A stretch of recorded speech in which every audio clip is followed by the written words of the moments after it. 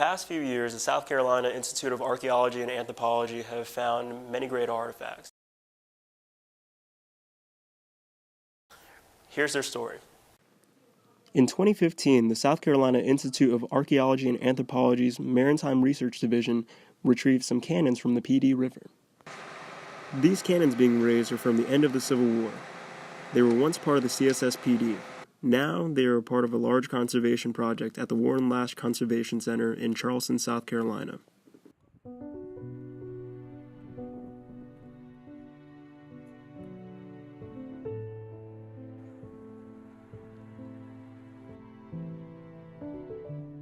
I'm Nate Fulmer. I'm an underwater archaeologist with the Maritime Research Division at the South Carolina Institute of Archeology and Anthropology, University of South Carolina. This is a 7-inch Brook rifle, double-banded rifle that was forged in 1864 and jettisoned from the CSSPD in 1865 at the very end of the Civil War. The crew here at the Warren Lash Center have done a remarkable job at conservation and getting a heck of a lot of the concretion and corrosion off of the barrel.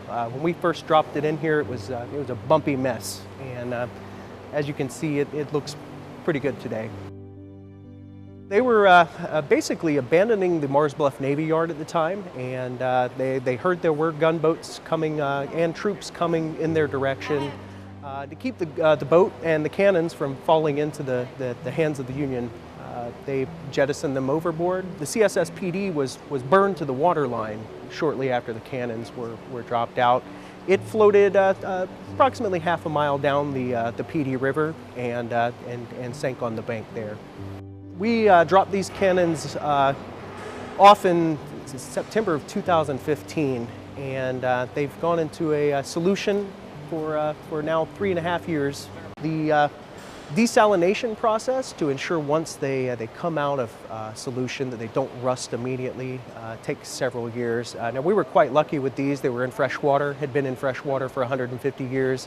It's a much easier, much shorter process for a gun like this as opposed to a gun that had been in brackish or salt water, for example here in Charleston.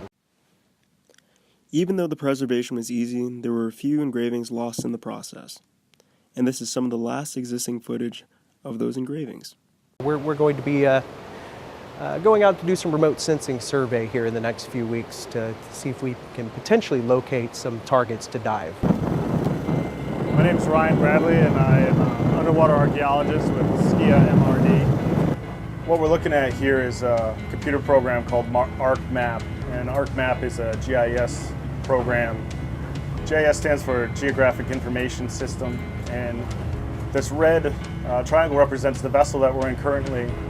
And what we did is we inputted these lines here. They're spaced 20 meters apart, and it allows us to systematically survey an area, knowing the area that we want to cover and following a path. We call it mowing the lawn. You essentially go up one way, turn around, and come back the other, and that's what allows us to get total coverage for an area. Today we're continuing our search for a 16th century French shipwreck that wrecked here in 1577. And we are about 2 to 3 miles off Hilton Head Island in Port Royal Sound. The ship they are looking for is a French corsair named Le Prince. It left France in the spring of 1576 to embark on a journey to the New World. Once it arrived, its first stop was in St. Augustine, Florida, due to bad weather.